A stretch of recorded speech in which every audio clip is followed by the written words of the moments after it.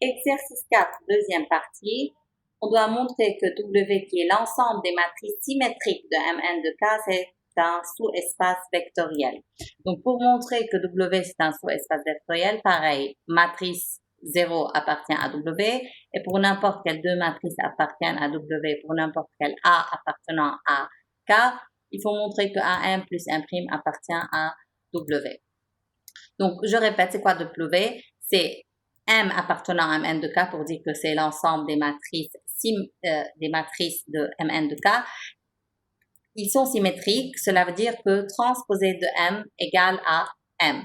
Rappel aussi chapitre 1. Donc, premièrement, est-ce que la matrice 0 de l'espace vectoriel Mn de K, est-ce que c'est une matrice symétrique? Oui, pourquoi? Parce que transposé de 0, c'est égal à 0. Donc, 0 appartient à W. Maintenant, pour n'importe quelle deux matrices dans W, donc pour n'importe quelle deux matrices symétriques, pour n'importe quel scalaire appartenant à K, est-ce que AM plus M' est aussi une matrice symétrique? Donc, on commence M' dans W, cela veut dire quoi? Que ce sont des matrices carrées d'ordre N. Donc, je répète comme la partie ainsi, vous n'avez pas écrit ce que je souligne maintenant, ce n'est pas faux. Donc, vous pouvez directement écrire M' en W, cela veut dire que M et M', ce sont des matrices symétriques. Cela veut dire transposé de M égale à M, transposé de M' égale à M'. Nous, on veut arriver à AM plus M' appartient à W. Donc, on veut montrer qu'elle est une matrice symétrique. Et donc, maintenant, il faut chercher transposé de AM plus M'. Chapitre 1, c'est quoi? C'est A transposé de M plus transposé de M'. Or, M, c'est une matrice symétrique, donc transposé de M, c'est M.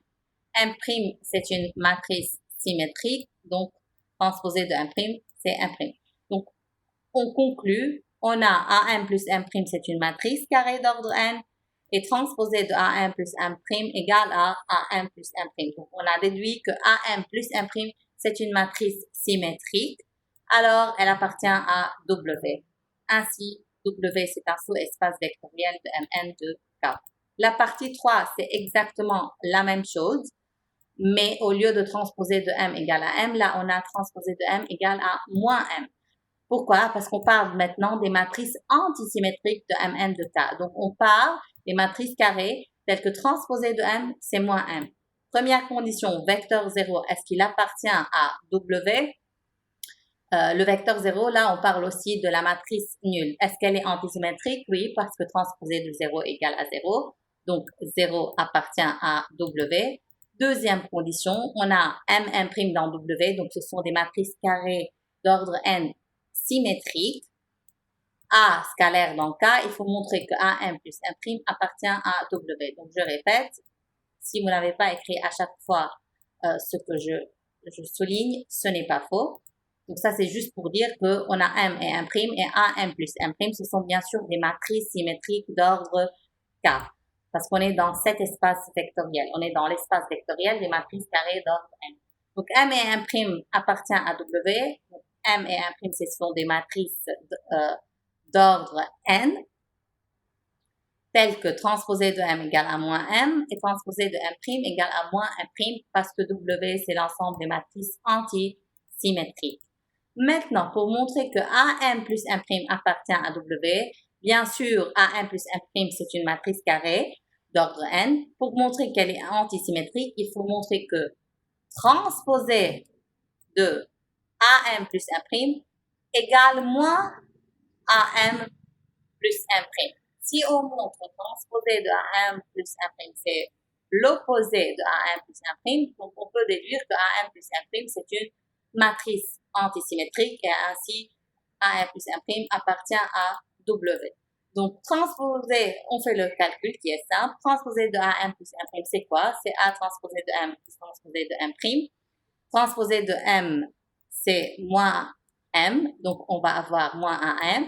Transposé de M', c'est moins M, donc moins M', désolé. Donc, c'est moins AM plus M'. Ainsi, AM plus M', c'est une matrice antisymétrique, donc elle appartient à W. Ainsi, W, c'est un sous-espace vectoriel de Mn de K. On ne va pas calculer, résoudre les trois dernières parties. Donc, c'est quoi la quatrième partie? L'ensemble des matrices triangulaires supérieures, est-ce que c'est un sous-espace vectoriel? Donc, on va le faire oralement. La matrice nulle, c'est une matrice triangulaire supérieure parce que tous les termes sont nuls. Si vous prenez deux matrices triangulaires supérieures et vous prenez un scalaire, alpha 1 plus 1' va être une matrice triangulaire supérieure. Donc, W, c'est un sous-espace vectoriel. Pareil pour les matrices triangulaires inférieures. Et pour la cinquième partie, l'ensemble des matrices diagonales de Mn de K forme aussi un sous-espace vectoriel. Premièrement, la matrice nulle, c'est une matrice diagonale. Deuxièmement, pour n'importe quelle deux matrices diagonales, pour n'importe quel scalaire, AM plus 1' va être aussi une matrice diagonale. Donc, on ne va pas résoudre ces trois parties. On a juste dit ça oralement.